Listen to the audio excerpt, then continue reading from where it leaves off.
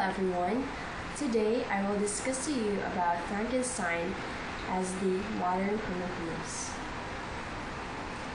So, the idea of modern Prometheus is important in the novel in many ways, as Frankenstein is widely known as being the modern Prometheus.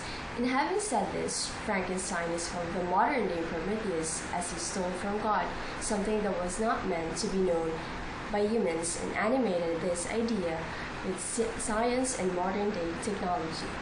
It is said that Mary Shelley's original choice of the title to her work was the modern Prometheus. Then it later changed to Frankenstein in the second edition. Her use of modern Prometheus implies that these two stories are interchangeable and Promethean themes of creation and punishment appear later in Frankenstein. And in order to discover the themes that parallel Frankenstein and the Promethean myths, it is important to look not only at the events that allow the story to progress but also the characters. So now, I will discuss to you who Prometheus is in Greek mythology. So Prometheus is a titan who sided with the gods to the vast cosmological struggle against Cronus and the Titans together with his brother Epimetheus. It is said the meaning of his name is forethought, and he is said to be a sculptor which made men out of clay and water with the likeness of a god. So Athena was the one who gave them life, which were Prometheus' creation. And Zeus disliked these creatures, which were the humans, but he could not uncreate them. He did confine them on earth and deny them immortality as long as they would praise and offer them, which were the gods, sacrifices. Prometheus felt sorry for the humans, so he gave them the fire and taught them various arts, skills such as hunting, reading, and healing illnesses. Prometheus was given the task of determining how sacrifices were made to the gods. So they decided to offer an animal as a sacrifice, and he tricked Zeus by dividing an animal into two portions. One contained the animal's flesh and skin, but they were concealed beneath the bull's stomach, the least appetizing part of the animal. The other consisted of the bones wrapped in a rich layer of fat. Prometheus then asked Zeus to choose the portion for himself, leaving the other for the humans. Fooled by the outward appearance of the portions, Zeus chose the one containing the bones and fat. Prometheus thus ensured that humans got the best meat. Angered by this trick, Zeus punished humans by withholding the fire from them so that they would have to live in cold and darkness and eat meat raw. Prometheus promptly went to Olympus to steal a spark of fire from Hephaestus and carried it back to humans. When Zeus discovered what Prometheus had done, he swore revenge. He ordered Hephaestus to create a woman from clay, and he had the winds breathe life into her. Athena and other goddesses wrote the woman who was named Pandora. Zeus sent Pandora as a gift to Prometheus' brother Epimetheus, who married her despite warnings from Prometheus not to accept any gift from Zeus. Pandora brought her with a box containing evil disease, poverty, war, and other troubles.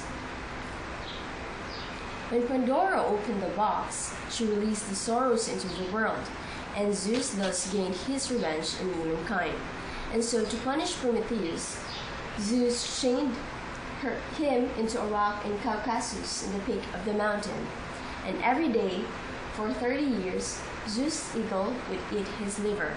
And because Prometheus was immortal, he could not die, but he suffered endlessly. And because of this, Prometheus' myth was popular because he always crossed the gods to help the people. So now, what are the similarities of Frankenstein and Prometheus? So I will discuss to you Frankenstein as Prometheus. So obviously, both of them are capable of creating life. Second, both of them goes too far and disregard their own limits. They were very eager to go beyond what they knew as human. For Victor Frankenstein as an immortal, as for Prometheus, they have forgotten their limitations because of their thirst for knowledge to create something of their own. Nature emulates Prometheus when he wished to infuse a spark of being into the lifeless. This language seems direct to directly invoke Prometheus, with the spark referring to fire the Titan gave to humanity. Next is, both of them tries to be something like God. They have produced their own creations, notwithstanding the consequences that they might encounter because of their acts. Victor's pieced together creature is inspired from the clay Prometheus used to shape mankind, giving life to his creation much as Prometheus gave fire to humans. He created. Frankenstein desired to play the role of God, desiring to use his knowledge to unlock the mystery of life and death. He acts godlike, creating life with one spark of electricity. Next is, they rebelled against natural creation by giving life with their own hands. They did not only try to be a god, but also they rebelled against natural creation, the creation of God himself, by creating someone out of their own, which is a showmanship of them defying their gods. Prometheus brought fire to humans from the sun to better their lives. He did this in full awareness of Zeus telling him not to, but he did anyway. This could be similar to Frankenstein in that someone warned him not to create his creature, but he did anyways in full awareness of his actions. He could have created it in order to benefit something or for it to make something better. Next is, both are punished for their own creation. Prometheus brought the fire down. It was better for the humans until Zeus intervened and put women in front of men. When that happened, everything went downhill for men. Looking at that, maybe Frankenstein's creation was good for a time until someone did to it, which caused it to go on a rampage around the town. But Frankenstein and Prometheus suffered to great degrees, as did those around them. Moments after Frankenstein birthed his monster, he deeply regretted in doing so. Frankenstein and Prometheus both brought forth eternal pain and suffering upon themselves and those associated with them. In the novel Frankenstein, there are various allusions that are present, and the two most common allusions were the rhyme of the ancient mariner and the Paradise Lost.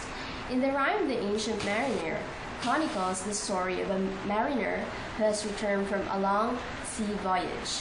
During his voyage, the mariner shot and killed an albatross that was glorified by the ship's crew. They thought that the albatross brought them good luck. After the mariner kills the albatross, the ship sails into uncharted waters. The crew forces the mariner to wear the albatross around his neck to bear the burden for killing the bird. The crew then encounters a ghostly ship where death and life in death are playing dice for the man's life. Death wins the crew members' lives, while life in death wins the mariner's life. The mariner is forced to witness his crew members die one by one. He also cursed to roam the earth and tells his story as compensation for killing the albatross. He must teach a lesson to those he meets. So here are some of the lines that we can relate to the novel Frankenstein. First line is, I am going to unexplored regions, to the land of mist and snow, but I shall kill no albatross. Therefore, do not be alarmed for my safety, or if I should come back to you as worn and rueful as the ancient mariner. So in this line, there's a lot of realistic and mysterious imagery of the mariner's experience at the sea, because the mariner shots the albatross and everything starts to go wrong for him and his crew, and his sin and redemption came after that. And in the novel Frankenstein, Walton compares his situation to that of the mariner because he knows there are consequences, and he promises Margaret, his sister, that he will not do something to put others in danger. Another line from the poem, The Rime of the Ancient Mariner, is that, like one who on a lonely road doth walk in fear and dread, and having once turned round, walks on, and turns no more his head, because he knows a frightful fight, those close behind him tread. And in that poem, The mariner has the guilt of killing the albatross and then leading his ship to danger.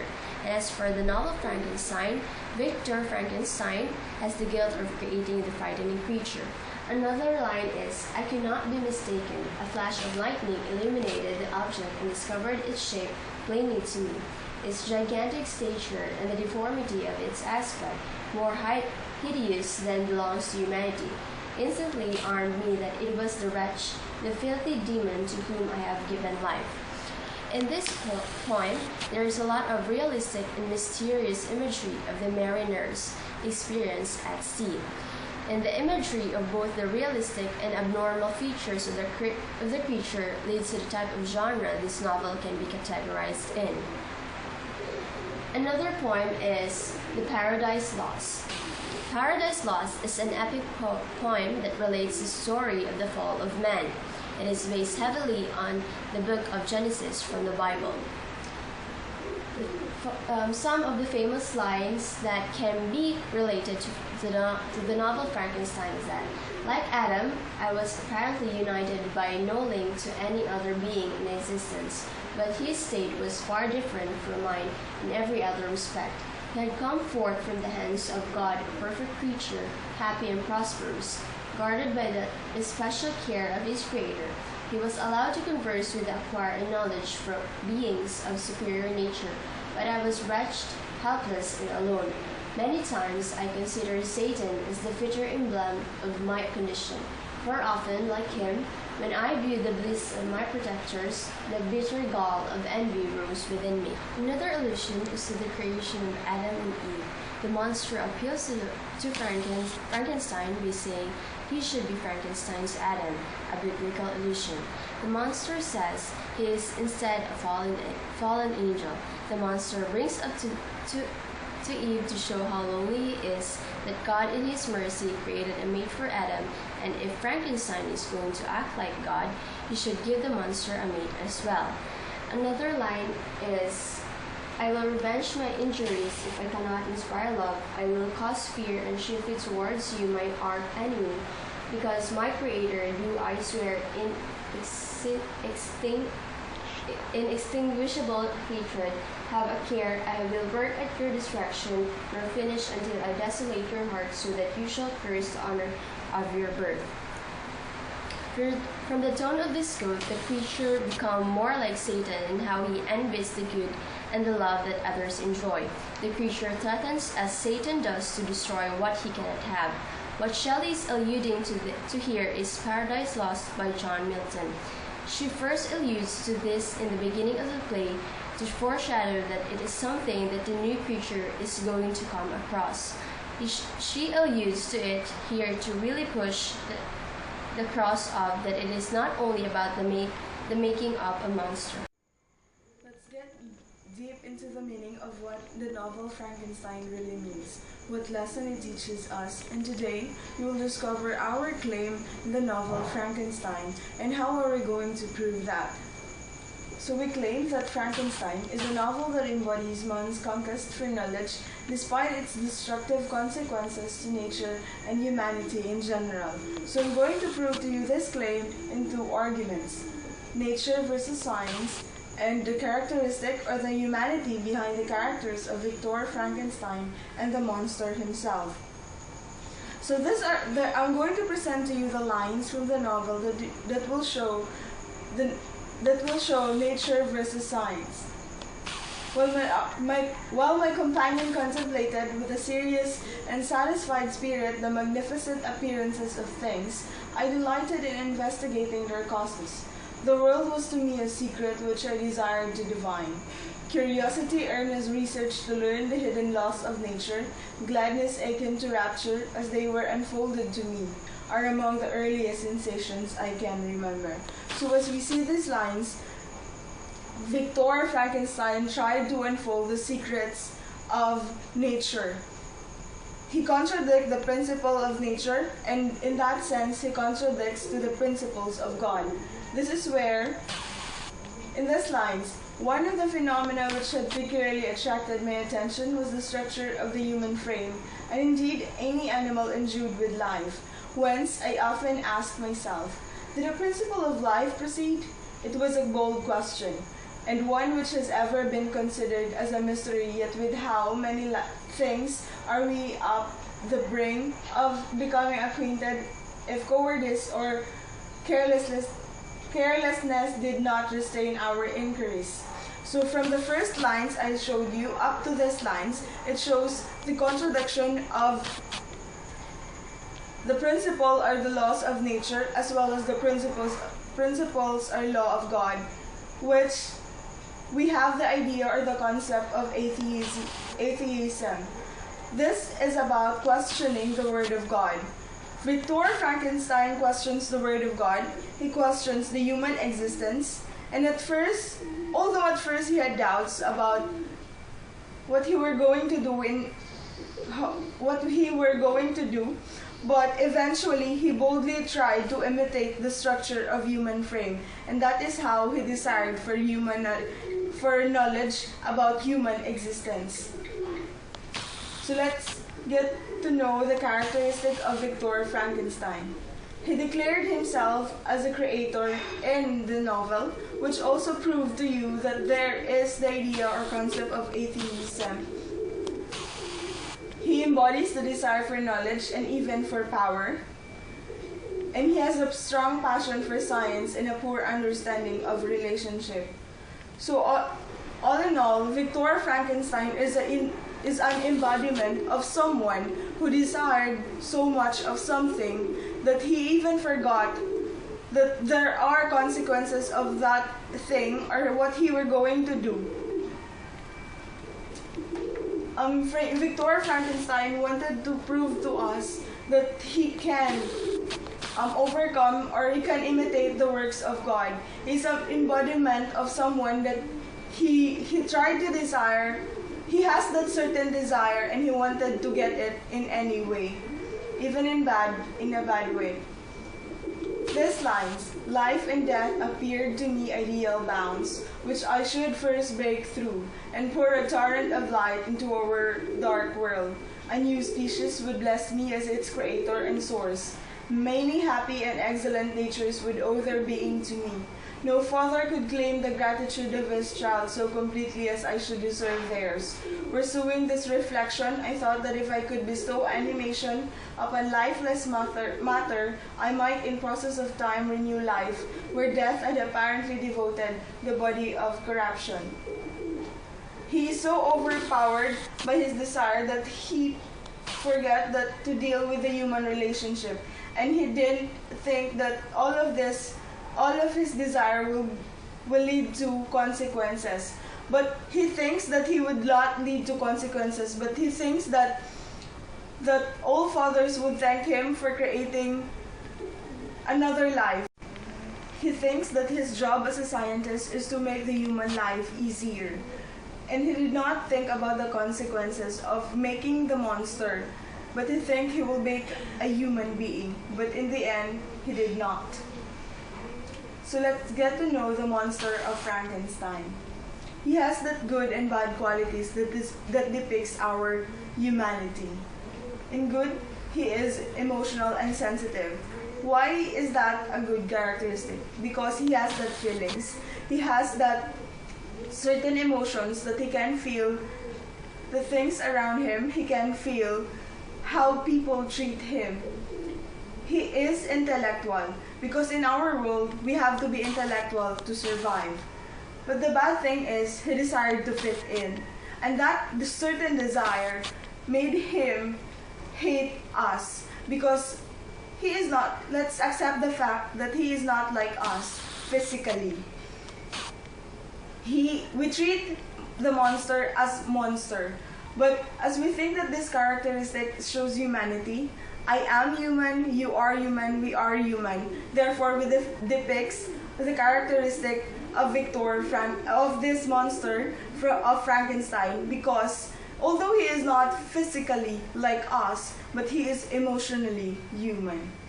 So again, our claim is that Frankenstein is a novel that embodies man's conquest for knowledge despite its destructive consequences to nature and humanity.